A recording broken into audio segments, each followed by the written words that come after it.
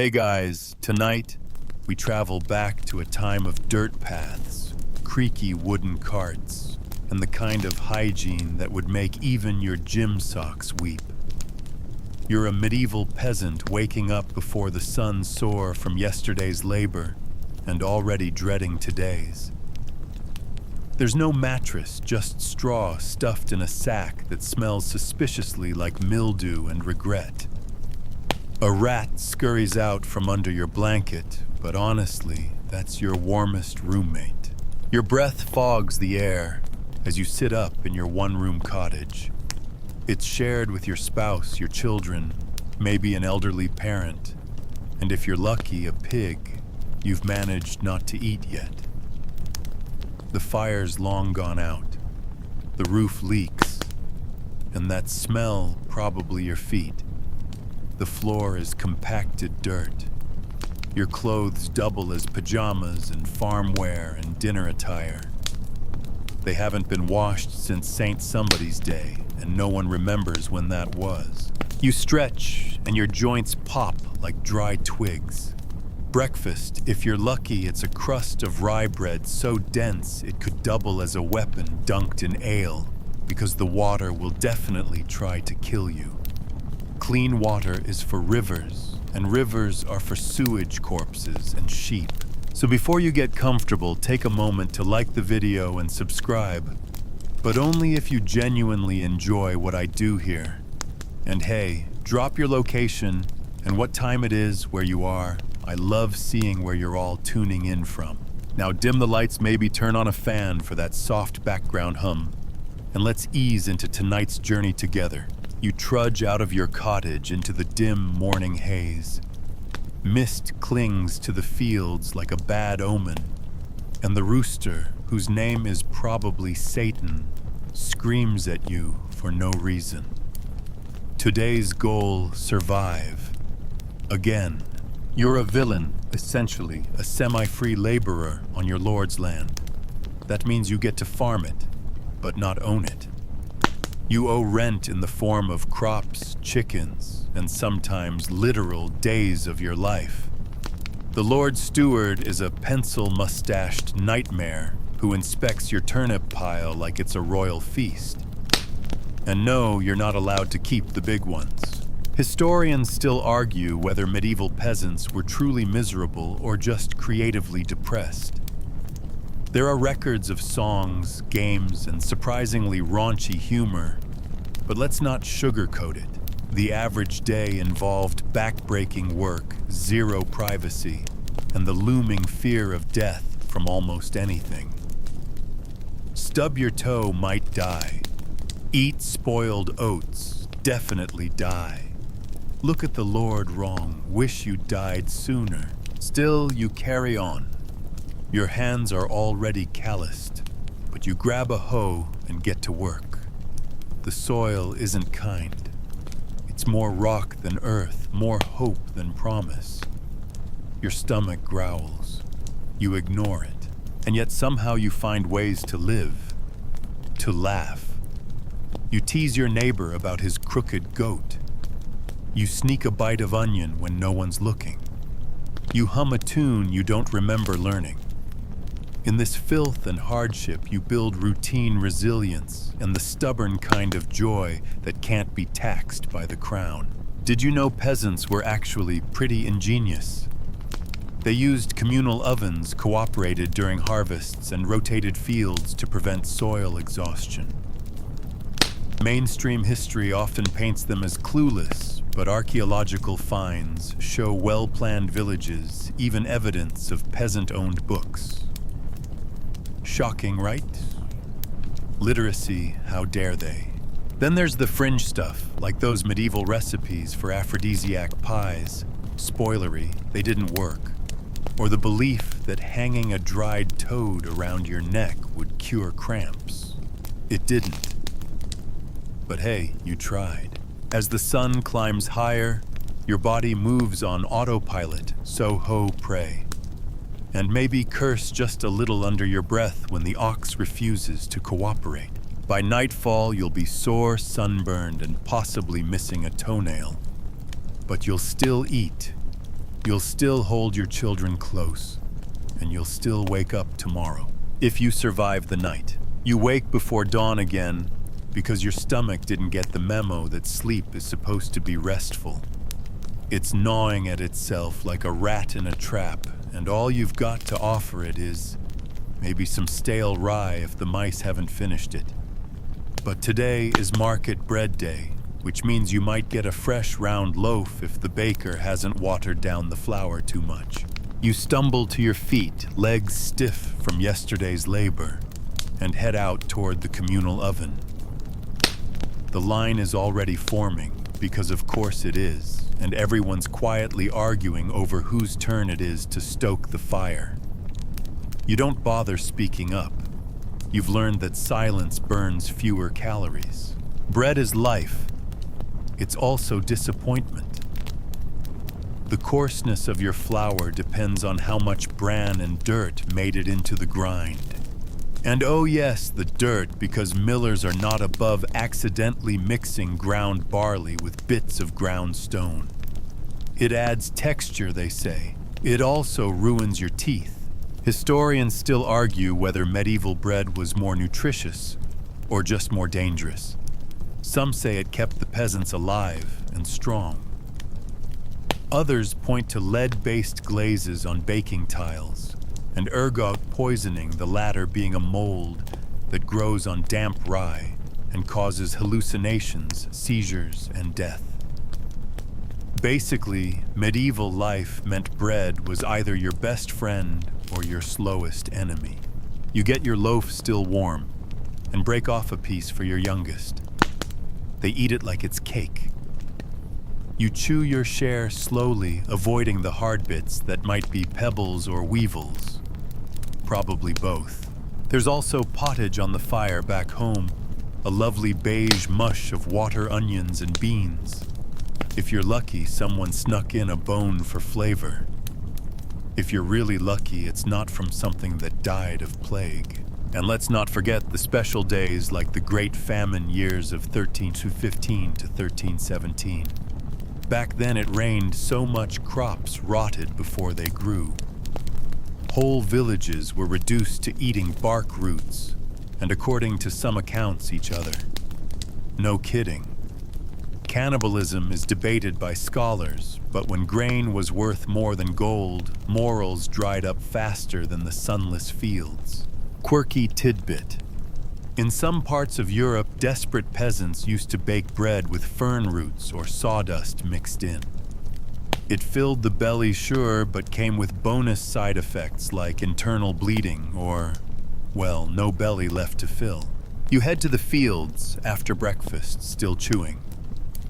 There's a kind of rhythm to your chewing. Actually, it keeps time with your steps. Crunch, squish, crunch, step. You don't even question it anymore. In leaner years, you stretch every meal with whatever's nearby. Nettles, wild garlic, sometimes even grass, although chewing that too long makes your jaw ache. The goats make it look easy. But hunger isn't just physical, it's psychological. There's the gnawing fear that tomorrow might bring even less. That the storm clouds overhead mean ruined crops. That the Lord Steward will take a bigger cut because his dog barked twice this morning, and that clearly means bad omens. You've learned not to cry over spoiled cheese. You've learned to scrape mold off one side and eat the other. You've learned to love turnips, though love might be too generous a word. Tolerate passionately might be better. Your neighbor once tried to ferment tree sap into wine. It tasted like vinegar's angry cousin, but for 5 minutes you both forgot your hunger. You laughed, you spat, you laughed again. That's survival peasant style. You make do, and when do runs out, you make jokes. Tonight's dinner will be more pottage, more bread, and if the stars align, a shared apple with enough wormholes to qualify as a city. You sit by the hearth, bread crust in hand, children curled around your legs like puppies, and you wonder briefly what it would be like to be full. But then your spouse leans over and offers the last bite. You take it, you smile, and for a moment you don't feel empty at all. The sky has moods, and today it's in a particularly foul one. You squint up at the bruised clouds as a cold wind cuts through your threadbare tunic. There's rain coming, you can smell it, feel it in your knees, and if it lasts more than a day, your barley crop is done for, again. Weather isn't just conversation filler in your world. It's dictator executioner and the moody god you never dared name. A dry spring means your seeds won't sprout. A wet summer drowns the roots. And heaven help you if an early frost hits because famine follows like a stray dog after a bleeding hand. Historians still argue whether climate shifts in the Middle Ages were gradual or sudden. But one thing's for sure, the so-called Little Ice Age came in swinging around the 14th century, turning fertile fields into mushy nightmares. You've never seen snow in June, but your grandfather swore he did. Then again, he also thought his cow could predict rain. You grip your hoe tighter and dig even though the soil has turned to cold paste. It sucks at your boots like it wants you to stay. Around you, other villagers work in silence. There's no energy for talk today. The last harvest was poor, and the food stores are already down to hope and beetroot. You mutter a prayer not so much to God, but to anyone who might be listening. The church says weather is divine punishment, probably because someone skipped mass or fornicated on a feast day. You're not saying that's false, but you are saying that if God's really counting, the baker's daughter is probably the reason it hailed last week. Joke's on her, though, she lost 3 chickens and half a fence. The fringe belief in your village is that hanging a dead toad above your door can repel clouds. You've tried it. All it did was repel neighbors. Still, it gave the children something to laugh at. To cope with bad weather, your community stores what little it can. Grains in clay pots, dried peas, smoked fish if anyone's managed to catch one.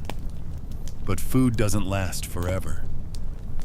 Rats chew through sacks, mold creeps in like a thief, and once the rain comes, it's a race against rot. Your cousin tried digging a drainage ditch last year. It collapsed and broke his leg. Now he walks with a limp and the nickname Ditch Knee. Medieval humor is ruthless and deeply specific. The day drags on. Rain starts soft at first, then pounding. You keep working because what's the alternative? Sit indoors and watch the thatch leak onto your only blanket. You think about the old stories, about saints who prayed away storms or turned wine back into water, which sounds backwards, but okay. You think about how the rich probably don't care if it rains. Their food comes from your work, their wine from your grapes. If your fields drown, you drown. They just order more cheese. There's an ache in your back that feels permanent. Your boots are soaked through. But your child's face flashes through your mind, eyes wide, cheeks smudged with soot, and you dig another row. Some years the sun comes through. The wind softens. The crops grow high and proud. And when that happens, you dance. You feast. You thank every god and goat in sight. But not today. Today you survive the sky. The moment you hear the clatter of hooves and the distant jingle of mail, your spine straightens like a whip. That sound never means anything good. You set down your hoe, wiping your hands on a patch of tunic that's slightly less filthy than the rest, and wait. The steward's coming. He always arrives with that smirk, the one that says, technically, I don't own you, but also, yes, I do. In theory, you're not a slave. You're a serf bound to the land by law and tradition. In practice, the Lord owns the fields, the tools, the woods, the mill, the oven, the beer, and the right to tell you when to sneeze.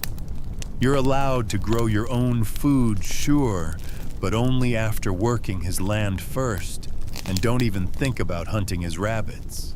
Today, the steward announces a new gift owed to the Lord: 3 days of labor to repair a barn you'll never see. You sigh. Your own roof leaks like a broken bucket, but heaven forbid you patch that before you carry stones for his grace's oxen shed. Historians still argue whether the feudal system was crushing oppression or just a really annoying subscription plan you couldn't cancel. Some records show peasants occasionally negotiated better terms or even escaped to towns where the air makes you free, but most didn't risk it. You've heard stories of escapees being dragged back by the ears and missing a few fingers afterward. As for the taxes, the taxes. There's the Harriet pay when your father dies, the tallage random rent, the maltholt wool tax, and of course the pannage pay to let pigs eat acorns. It's as if someone invented new ways to spell unfair and charged you for each letter. Fringe, tidbit. In some villages, peasants were legally required to grind their grain at the Lord's mill, and if you tried using your own hand mill in secret, it could be confiscated. That's right. Your crime DIY bread. Today you carry stones, heavy ones. Your shoulders burn, your hands split, and yet when the steward passes by, you bow. You have to. A disrespectful attitude might cost you your week's bread, or worse, your place in the village entirely. You once saw a man fined because his ox farted during a prayer. You're still not sure if it was real or just one of those stories people whisper after too much cider. Either way, you keep your animals quiet around clergy, just in case. As you stagger under another load of lumber, you catch sight of the manor house in the distance, looming on the hill, smug and stony. You wonder if the Lord even knows your name. Probably not. You're just that tall peasant, or the one with the limp, or the one who owes 2 hens and a piglet. The thing is, you don't even hate him. Not entirely. He's part of the system like mud or fleas. Hating him would be like hating the moon for being cold. But the steward. You dream of tripping into a manure pile. Night falls and the labor ends. Your muscles scream. Your hands are raw. But you get to go home, and that's worth something. You eat in silence, chew slowly, and rub the ache from your legs. The baby coughs. You worry it might be something worse. But you smile for the child, kiss their forehead, and whisper stories of brave peasants who once tricked the Lord's men and got away with it. Maybe tomorrow you'll be that peasant. More likely you'll be back in the field. You shuffle into the wooden chapel at the edge of the village, tugging your cap off as you pass the door. It's cold inside, always cold, and smells of damp stone beeswax and a faint hint of moldy scripture. The priest is already muttering in Latin. You don't understand most of it, but you nod along anyway. God hears you better if you look appropriately miserable. Religion is not just belief, it's law. It's fear and it's routine. You don't go to church because you feel holy.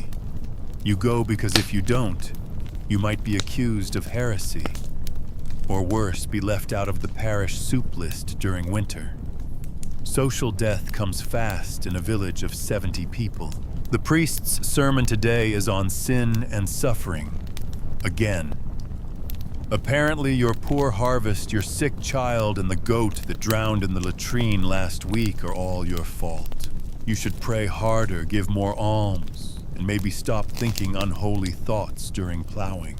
Historians still argue whether medieval peasants were genuinely devout or simply coerced into public piety. Some writings suggest real heartfelt faith, others hint at people quietly rolling their eyes behind hymn books. especially after the 6th sermon on thou shalt not covet thy neighbor's turnips. You shift in the pew, which creaks like it's in pain. Around you, people murmur prayers, make signs of the cross, and occasionally nod off. Your neighbor snores softly into his hands. It's not irreverence, it's exhaustion. Religion shapes everything. Baptisms, marriages, funerals. You're told when to fast, when to feast, when to kneel, and when to cough quietly.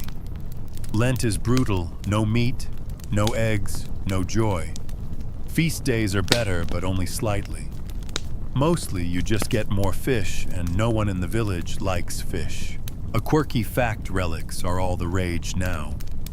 Your chapel proudly displays a fragment of St. Cuthbert's sandal, basically a crusty piece of leather in a glass case. Is it real?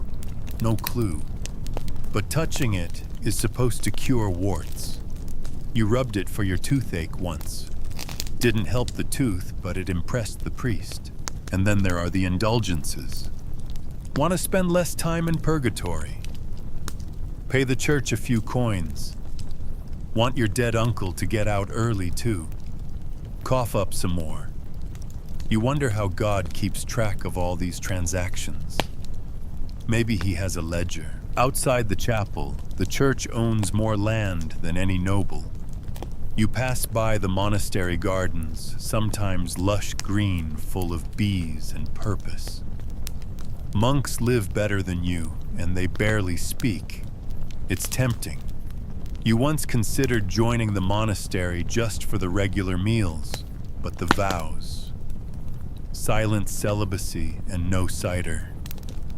You decided hell might be worth the trade. Still, you need the church. Not just for prayers, but for records. Your birth, your sins, your debts. They all get inked by someone in a robe. The priest is literate. You are not. That means he controls your spiritual passport and your village gossip. You pray. You don't know if it helps, but you do it anyway, because what else is there? You pray for rain, for sunshine, for fewer rats, for the Lord to choke gently on a grape. You pray for a good death, or at least a quick one. You leave the chapel feeling only slightly more holy and a lot hungrier. Your stomach growls and you think even God couldn't fix the pottage yesterday. But at least he didn't take your last chicken. You notice the silence first. The village is never truly quiet. There's always a baby crying, a dog barking, someone cursing at livestock. But today, it's still, uneasy, like the fields themselves are holding their breath. Then comes the coughing, deep rattling and far too close. You glance toward old Wulfric's cottage.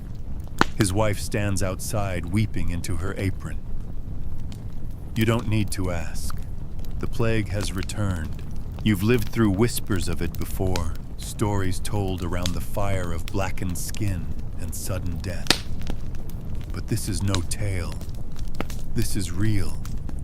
The Black Death, the Great Pestilence, or as you now call it, a very personal problem. Historians still argue whether the plague arrived via rats, fleas, or bad air, but you don't need a debate. You just need it not to be here. But it is. Again. You rush home and bar the door, not that it will help. You sprinkle dried rosemary on the windowsill like the healer advised. It won't help either. You even hold your breath when you pass people. Maybe that'll work. Spoiler, it doesn't. Your neighbor starts wearing a mask stuffed with herbs. It looks like a bird's beak and smells like sweaty sage. You tell him he looks ridiculous. He dies 4 days later. Your village's tiny population means everyone notices when someone vanishes. First, it's Wulfric, then his daughter, then the cooper's wife. The gravedigger works overtime and eventually stops burying people properly. Too many too fast.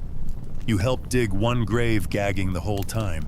Quirky tidbit: some villagers start carrying dried flowers in their pockets, convinced it'll purify the air.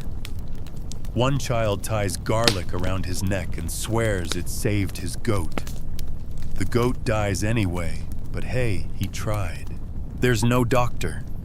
Only the leech woman who applies poultices sings charms and once tried bleeding your uncle with a sharpened feather. Sometimes she helps, sometimes not. Today she looks more scared than you've ever seen her. You start avoiding everyone. Friends, family. You even cross the road when the priest walks by, and he definitely noticed. He waved anyway. Poor man. Food becomes a problem. No one wants to trade. No one wants to touch anything. You live off dried peas and ale for a week, and even then, you wash the cup 3 times with more ale because the water's still a murder attempt. Inside your cottage, you pray. Not the gentle, hopeful kind of praying. The bargaining kind. Please not me. Please not my children. Take the pig if you have to. That kind. One night you hear singing. Strange, eerie, off-key. A group of flagellants, religious zealots who whip themselves, passes through the village chanting for mercy. You stay inside. The kids ask what's happening. You say they're scaring away the sickness. You lie.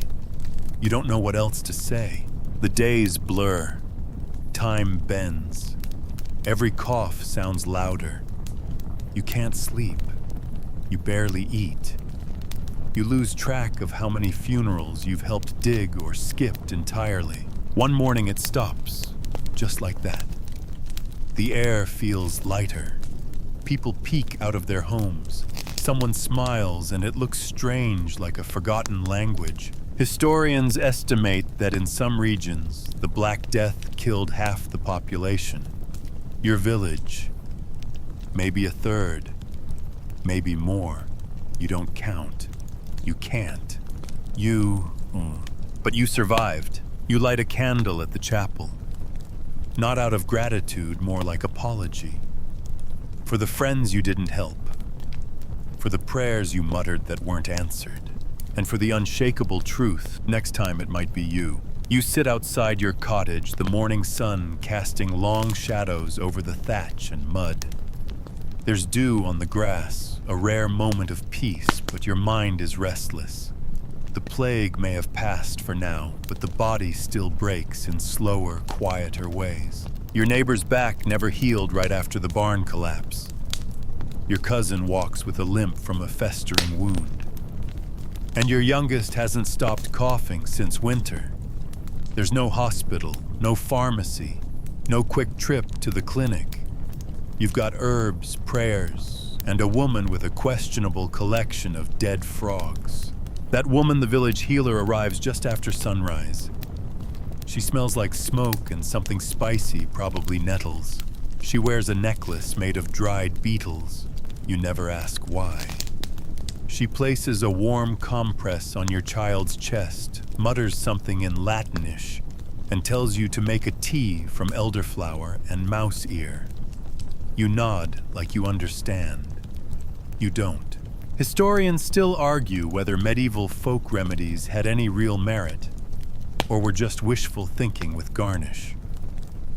Some herbs genuinely helped willow bark for pain, garlic for infection, but it was hard to tell science from superstition when both came wrapped in burlap and burned on the same pyre. You crush leaves with the pestle that used to be someone's thigh bone, don't ask, and mix them into tea. It tastes like boiled sadness, but your child drinks it. And you hope, because that's all you can do. Fringe tidbit. Some peasants believed that illnesses could be chased out of the body with loud noises. So if you ever hear someone banging pots near a sickbed, it's not because they're cleaning. They're staging a medieval exorcism of the flu. Leeches. Oh yes, the healer's got a jar full, She claims they draw out bad humors, which sounds like medieval therapy. You let her try it once on your uncle's ankle. It worked mostly because he stopped complaining afterward. He also stopped walking, but let's not dwell. You rely on nature intuition and the occasional animal byproduct. Honey for wounds, goose grease for chest colds, cow dung poultices for, well, no one remembers, but it's definitely something. You're not sure if any of it helps, but it feels like trying, and sometimes that's enough. When something serious happens, a deep cut, a fever that won't break you, call the priest. Not for healing, for last rites. It's grim, but there's a comfort in ritual, even if it ends in a wooden box and a quick burial. There's no concept of mental health either. If you're sad, it's a sin. If you're angry, it's possession.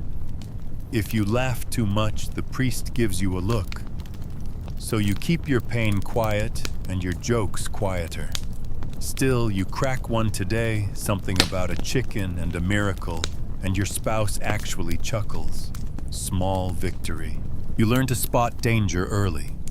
That pale color in the cheeks. That slump of the shoulders. The way someone stops singing. These signs matter, because in a world where death never knocks, just walks in early, is everything. Today, your child's fever breaks. You whisper thanks to no one in particular. The healer smiles, accepts a loaf of bread as payment, and leaves behind a jar of something suspiciously wiggly. You'll take it, because in this world, survival isn't science. It's patchwork spit and stubbornness. You're 35 today. At least you think you are. There's no official record, no birthday cake, no surprise gathering behind the pig shed. Just a stiff back, a missing molar, and the grim realization that in medieval terms, you're edging toward elder status. In the village, age is less about numbers and more about what's still attached. You've still got both hands, most of your teeth, and at least one knee that behaves in cold weather. That makes you practically immortal. There's a boy in the village, 11 years old, full of questions, full of energy. He asks you, how old do people get? You pause. Say nothing. Because saying not much older than me kills the magic. Instead, you ruffle his hair and tell him to eat his turnips. It's the closest thing to hope you can offer. Historians still argue whether medieval life expectancy was actually as short as people think. Sure, the average hovered around 30 to 35, but that includes infant mortality. If you survived childhood, you had a shot at living to your 50s or even 60s, assuming you didn't step on a rake, fall into a well, or accidentally insult a monk with a sword. Still, everything is dangerous. You once knew a woman who died from a splinter that festered, a man who tripped over his own goat and cracked his skull, a child who ate a suspicious mushroom and saw angels briefly. There's no retirement, no rest. You work until your body gives up. Then you sit in the sun and shell peas tell stories or nod off during Mass. It sounds peaceful. It is until someone needs help digging a trench. Then you're back on your feet, creaking like an old door. Quirky fact: some villages believed in wise elders not for their wisdom, but because they'd simply lived long enough to be seen as magical. One old woman in your village is rumored to be 100. She's probably 50, but she once outran a cow stampede barefoot, and that's enough to earn legend status. You reflect on your life as you mend a cracked bucket. It leaks slightly, but so do you. You've buried friends, delivered lambs, dug latrines, survived winter with nothing but bean soup and poor decisions. You remember when the old scribe came through asking if anyone had stories to tell. You told him about the time lightning struck the outhouse while your uncle was inside. He laughed so hard he wrote it down. Somewhere in a dusty monastery, that story might still exist. It's odd thinking you might be history someday. The younger ones look to you now. They ask about planting, about healing, about what to do when the wind changes and the goats start acting nervous. You answer as best you can. Sometimes you make it up. They believe you anyway. You try not to let it show that you're guessing. Tonight, you sit by the fire. You carve a spoon. It's crooked, but it'll hold soup. Your spouse leans on your shoulder, and for a moment, nothing aches. You're not wise, not heroic, not saintly. You're still here, and in this world. That's everything. Your stomach is a hollow drum, echoing louder than the church bells. Again, you've eaten barely, but it wasn't food so much as something to not die from. A thin pottage heavy on water light on everything else. You chewed slowly, pretending the boiled weeds were cabbage. They weren't. This is what famine feels like, not dramatic starvation, but the slow grind of hunger that steals energy first, then patience, then reason. Your limbs feel like logs. Your thoughts swim. Your mood, let's not talk about it. It's been a bad year.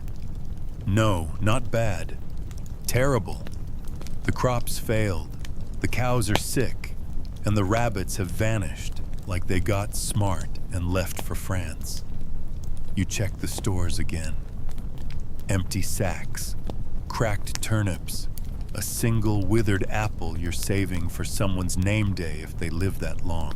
Historians still argue whether peasants were truly helpless during famines, or if they had stronger support systems than we assume. Monasteries did offer charity.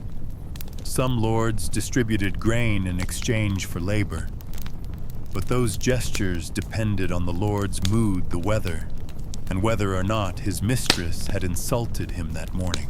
You've heard of villages boiling bark, eating grass. You thought those were legends until you watched your neighbor gnaw a leather belt. He boiled it first, seasoned it with salt, and called it soup. It wasn't.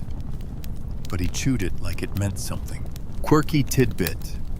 In parts of Europe, people actually tried to bake bread from ground ferns, acorns, or sawdust during famines. Some of it worked, and some of it just made your insides cry for mercy. You tried an acorn loaf once. Crunchy. In all the wrong ways. And then there's the guilt. Because you do have a small stash, hidden beneath the floorboards. Dried beans. A hunk of cheese. A few strips of salted meat. You hide them from your children not out of cruelty, but out of strategy. You might need that food for trading, or bribing, or if it comes to it, burying and pretending it was never there. You used to dream of feasts, roasted goose-fresh bread, honeyed wine. Now your fantasy is a warm onion and 2 whole eggs, maybe even salt. The mind plays tricks when it's hungry. One night your spouse dreamed they ate a pie and woke up gnawing the bedpost. Another villager swears he saw a roast chicken walking through the woods waving at him. You didn't have the heart to laugh. Desperation leads to choices. You caught a rat yesterday. You haven't told anyone. You're not sure what you'll do, but you cleaned it, skinned it, buried the fur under the compost pile. It's sitting in a pot now, disguised with onions. The kids won't know. You'll never say a word. And when spring comes, if it comes, you'll plant again. With trembling hands, you'll drop seeds into the soil and whisper prayers to saints you barely believe in. You'll hope the sun behaves, that the rain remembers its job, that the worms stay out of your carrots. Tonight dinner is half a bowl of sadness and a smile you force for your children. They laugh anyway, somehow. That's what keeps you going. Not food, them. It starts with whispers, in the woods just beyond the old stones. At night, in the shadow of the mill. behind closed doors while pretending to patch cloaks or mend traps. You don't speak loudly. You don't look anyone in the eye too long. Because what you're talking about is dangerous. Rights, taxes, fairness. You know treason. You never meant to think about rebellion. You're not a troublemaker. You're just tired of the steward's smug face of the endless tithes of pretending that the Lord's gift of a moldy cheese wheel is a blessing. So when Thomas the blacksmith starts murmuring about the king's justice and how London peasants once stormed the tower, you don't stop him. You listen. Historians still argue whether peasant revolts were truly about freedom or just food. But one thing's certain, revolts happened. From the 1381 Peasants' Revolt in England to smaller scattered uprisings across Europe, peasants did rise up pitchforks and hand hats full of fury. You join a secret meeting one evening deep in the forest. There are 7 of you. You bring flat ale and a loaf to share. No one says it, but this gathering feels holy. You whisper about tax reforms like they're spells. You dream aloud a world where the harvest belongs to you, not the Lord. A world where your children aren't born into debt. Someone carves a symbol into a tree, an old mark, half rune, half warning. If anyone sees it, you'll say it's just tradition. You'll lie. You're good at that now. Quirky tidbit. Some peasant groups used coded songs to spread dissent, singing about the harvest moon, or the sleeping lion, which actually meant prepare weapons, or the Lord is away. You hum one now under your breath as you walk past the manor. You never raise your voice, never raise a blade. But you do start refusing the smaller things. You keep the best eggs for your family. You let the millstone grind a bit coarser so more flour stays in your pouch. You step slower when the steward gives orders. You look him in the eye just a little longer than is safe. This is rebellion. Not the kind that makes history books, but the kind that lets you breathe. And maybe, just maybe, change is coming.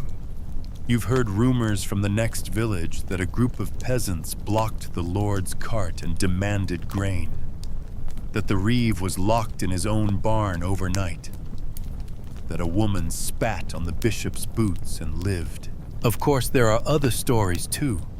The man who was hanged from the ash tree for refusing to kneel. The woman who vanished after calling the tax collector a tick. The child who mimicked the steward's voice and was whipped for 3 days. So you play it safe, most of the time. But one night, when you're sure no one is looking, you take a tiny piece of parchment you've hidden behind the firewood. On it, a message scrawled by Thomas, smudged and clumsy. We are not beasts. You tuck it into your shirt, against your skin, close to your heart. And tomorrow you'll bow again. You'll hand over the eggs, the grain, the coin. But you'll know you're not just surviving anymore. You're resisting. The needle slips again. You suck the blood from your finger and press on, squinting at the tattered edge of your spouse's only tunic. The hole is spreading like gossip.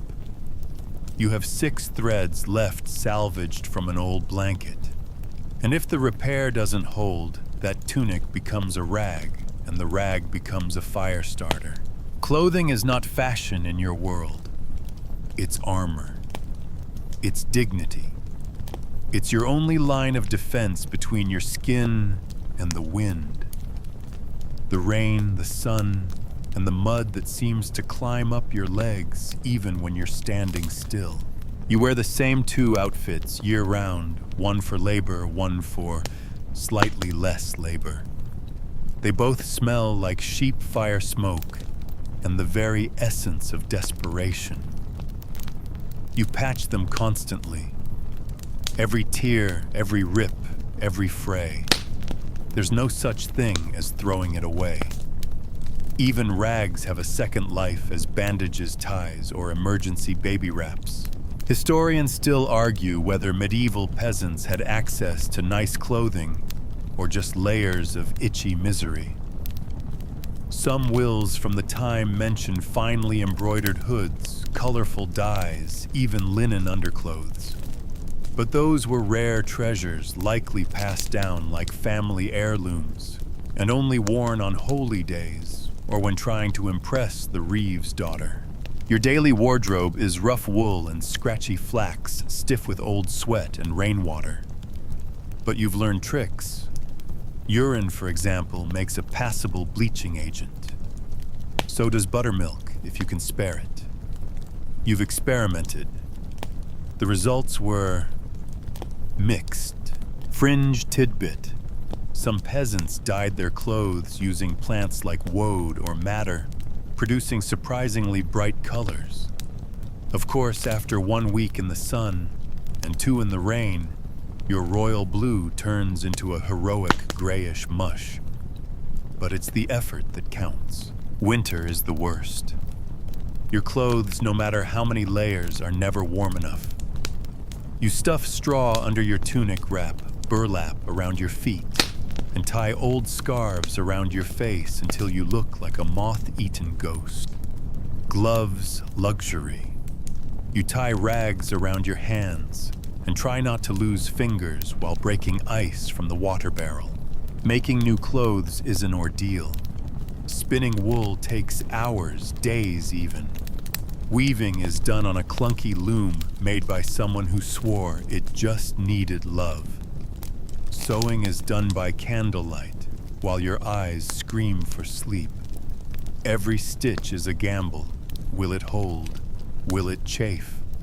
Will someone mistake it for a squirrel and shoot you from a distance? Today, you're mending a pair of breeches that have survived 3 harvests, 2 births, and 1 unfortunate run-in with a goat. You don't complain. You tell the kids it's battle-tested. They laugh.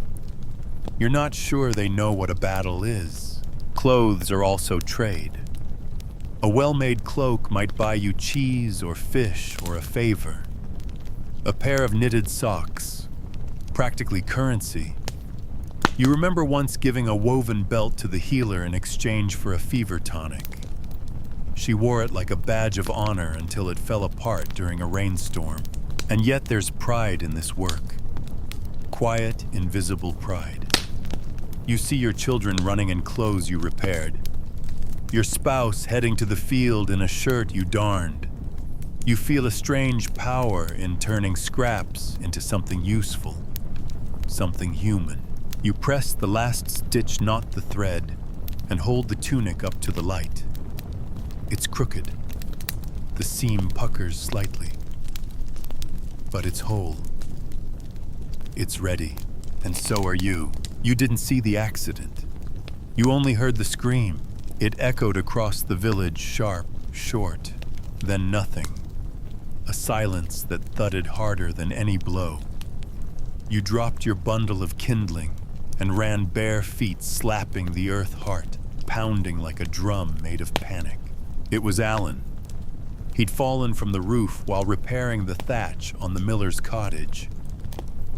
Neck bent wrong, legs twisted.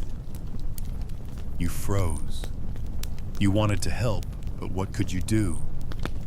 There's no doctor to call, no stretcher, just a crowd of stunned villagers and Alan's wife keening like the wind. This is how death often arrives, not in plague, not in fire, but in accident. Sudden, stupid, brutal. Historians still argue whether medieval villages were unusually dangerous or just more open about their dangers. What is known there were no safety nets, no compensation, no second chances. If you slipped, you fell. If you bled, you hoped someone knew which herb stopped the flow. If you cried out, someone might hear, but they couldn't do much more than hold your hand. And so death becomes a companion, always nearby, always lurking at the edge of daily life, wearing the face of a falling beam, a boiling pot, a spooked horse, a knife in the wrong hands. You've known people who died choking on fish bones, drowning in shallow ponds, even one man who got gored by his own angry pig. In his defense, the pig was provoked. Fringe tidbit. In some areas, peasants carved protective symbols into their door frames. Simple X's or spirals meant to ward off misfortune. You have one above your hearth. You're not sure it works, but on the days you don't trip over your own feet, you give it a grateful glance. You remember the time your youngest slipped in the field, head landing on a rock. There was so much blood you thought this is it. But they lived, somehow. You made them a poultice from moss, and ash held their hand and told stories all night until the fever passed. That was 3 years ago. You still twitch every time they cough. And then there's childbirth. You've watched friends die, bringing new life into the world. There's nothing noble about it, just blood screams and frantic prayers to saints with names you can't pronounce. One midwife in your village swears by warm ale and string tied around the wrists. Another insists it's all in the breathing. You think it's luck, or fate, or stubbornness. You don't talk about death much. Not directly. It's impolite. Instead, you say things like, he's gone to the fields above, or the Lord has called her, or the cow kicked too hard. You plant flowers over graves when you can, but sometimes there's not even time for that. Just a mound of dirt, a wooden marker, and a sigh. Still, you remember everyone. That's the rule. If someone's name is spoken, they're not truly gone. So you speak them. You tell the children about Alan's jokes, about how he used to mimic the steward behind his back, about how he once painted his face with beet juice to scare a traveling monk. They laugh. You laugh. Then you all go quiet again. Tonight you sit by the fire, staring at the flickering flames, thinking of the ones you've lost. You press a hand to your chest. You're still here. For now. And that is everything.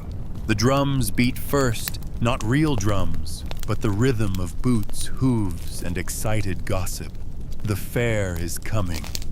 A feast day looms. It's Saint Somebody's Day. You're not sure which one, but that doesn't matter.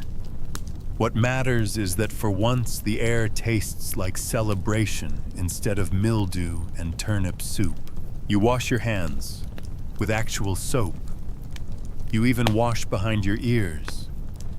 You scrub your one good tunic, hang it to dry, then wear it damp because the sun's behind a cloud and you can't wait. You're going to the fair. The village center transforms. Bunting made from old cloth flaps in the wind. A traveling peddler arrives with tin spoons and ribbons. There's music, someone found a lute, someone else has a pipe, and someone else is just hitting a bucket in rhythm. It's beautiful. Historians still argue whether medieval fairs were true escapes from peasant life, or just slightly cleaner market days with more yelling. But to you, it's magic. A day when the usual weight lifts just enough for your spine to straighten. You barter 2 eggs and a worn scarf for a piece of honey cake. You don't even like honey cake. It's gritty and suspiciously chewy, but you eat it like it's royalty food. The kids run barefoot through the dust, chasing each other, shouting with glee. One of them wins a wooden spoon in a guess how many peas in the jar contest. She carries it like a sword. There's a game where you throw rocks at a stack of pots. You win astonishingly and get a turnip that's only half rotten. Victory. You hold it high like a trophy. You're not sure whether to laugh or cry. And then there's dancing. Someone plays a fast tune. Hands are grabbed. Feet stumble. You're pulled into the circle before you can protest. You haven't danced since the last good harvest, and your knees loudly remind you why. But you do it anyway. Because today, for one warm afternoon, there is joy. Real joy. A quirky tidbit. Medieval peasants loved festivals so much they sometimes staged fake feast days to get out of work. Priests caught on eventually, but not before one village celebrated St. Blorg's Day 3 times in a month. No one could prove St. Blorg was fake, probably because he was a goose. The fair also brings flirtation, a flash of a smile, a bold hello from the miller's son. You roll your eyes, but your stomach does a little flutter. Not because you're in love, because you feel alive. You don't get that every day. Food flows more freely. Someone roasts a pig. Bread appears fresh and hot. You catch the scent of cinnamon. You don't even care that it's probably just burnt apple. As the sun sets, torches are lit. Someone sings a song you half remember from childhood. You hum along. The littlest ones fall asleep on blankets. The older ones sneak sips of ale and pretend they're grown. Then comes the quiet, after the fire dies down, after the laughter fades. You walk home in the cool darkness, a little drunk on food and feeling. Your feet are sore, your head spins, and you can still taste the honey cake between your teeth. You lie in bed that night, listening to the slow, peaceful breathing of your family, and think, this is what we hold on for. These moments, these bursts of color in a world so often painted gray. The fair is over, but the memory glows. The morning starts with crying. Your child's not yours, though sometimes it's hard to tell the difference. They've skinned a knee chasing chickens and are now clutching your leg like a sack of potatoes with feelings. You sigh, scoop them up, and press a kiss to their dirt-streaked forehead. This is your legacy. Not gold, not land. Them. Raising children in a medieval village is like juggling fire with one hand while plowing a field with the other. They are joy, yes, but also chaos in a tunic. They climb trees, fall into wells, and somehow always manage to find the one sharp object within a square mile. You don't know how. It's their gift. Today, they're helping dig potatoes, if by helping you mean eating dirt and arguing with the dog. Still, you keep them close. Because out there in the woods or the roads or even the next village over are things far worse than scraped knees. Historians still argue whether peasant children had anything resembling a childhood. Were they put to work the moment they could walk?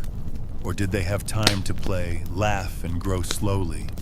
From what you've seen, it's a blend of both. They feed chickens in the morning, play tag in the afternoon, and help bring in the harvest by 7. Your oldest is learning to spin thread. Your middle child is obsessed with frogs.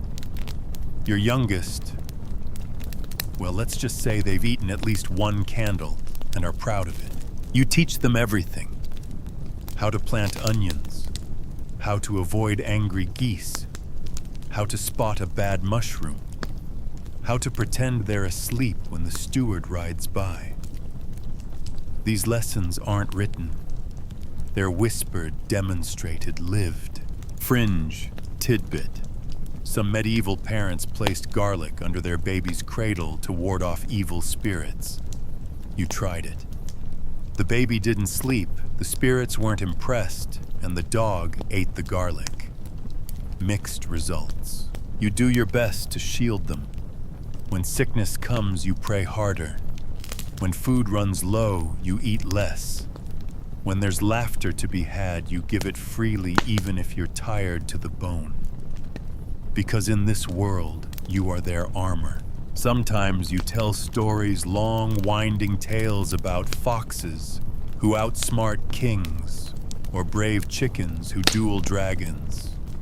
You're no bard, but the kids hang on every word. Their eyes shine. Their hands creep closer to yours in the dark. You build their world out of words so they can dream of something larger than mud and chores. But you also tell them the truth, that life is hard, that not all days bring warmth, that sometimes kindness must be fierce. They nod. They understand more than you'd like to admit. They ask questions. Will we always live here? Why do we pay the Lord if we do all the work? What happens when people die? You answer the best you can, sometimes with honesty, sometimes with hope. Sometimes you just say, let's eat first, then talk, and they grow so fast.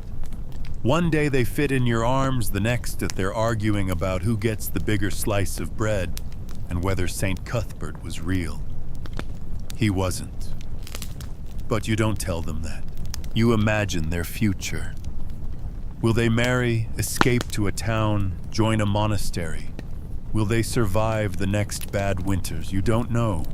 But you do know this. They will carry your memory, your songs, your stubbornness, your laugh. They are children of mud and fire, and you made them. The rain hisses gently on the roof, steady, soft, not like the cruel storms that flood your fields. This is the kind of rain you can live with. You sit by the hearth, hunched over a bowl of broth so thin you can see the bottom. It's warm, at least. The children are asleep, curled together like puppies beneath the patched wool blanket. You hear them breathing, and that's enough. You think about the years. Not just this one. All of them. The good ones, the awful ones, the ones that blurred into each other like fog across the hills. You've lost so much. You've endured more than you thought possible. And somehow you've still got calluses on your hands and a heart that remembers how to feel. You were born with nothing but breath and instinct. No silver spoon, no inheritance, no guarantee you'd make it to 20, let alone this evening. The world gave you mud hunger and the ever-watchful eye of a lord who counted your chickens like they were his. But you pushed back not with swords, but with stubbornness. You survived plagues. You survived winters that felt like the sky was punishing you. You survived men who called your suffering a divine lesson. You survived your own doubts. Historians still argue whether the medieval peasant was a victim or a hero, whether they were crushed beneath the boot of the system or quietly carved out a life in its shadow. But you lived it. And you know, you were both. You were the backbone of the kingdom and the dirt it rested on. Quirky fact. Some lords kept books of miracles full of peasant tales where saints appeared in the sky, bread multiplied, or oxen spoke in Latin. You never saw miracles, but sometimes your child smiled at you with a face covered in soot and soup, and you thought, yes, this is enough. You think of the songs you sang at the fair, the taste of stolen apples, the look your spouse gave you after a long day when neither of you had words but still shared a laugh. You think of all the things that didn't make it into the priest's records. You think of the time you didn't die again and all the lives that grew around that single act of not giving up. This is resilience peasant style. Not loud, not glorious, but relentless. You get up. You keep going. You pass on everything you can, a recipe, a warning, a joke, a lullaby. And now, as the fire sinks low, as the walls creak in rhythm with the wind, you allow yourself a long breath. You made it through another day. That's enough. That's always been enough. You lie back, eyes heavy, body tired, heart calm.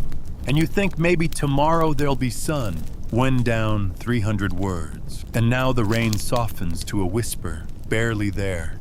Just a hush like the world has lowered its voice. The coals in the hearth are quiet embers now glowing faintly beneath a veil of ash. You sit still, listening to the house breathe around you.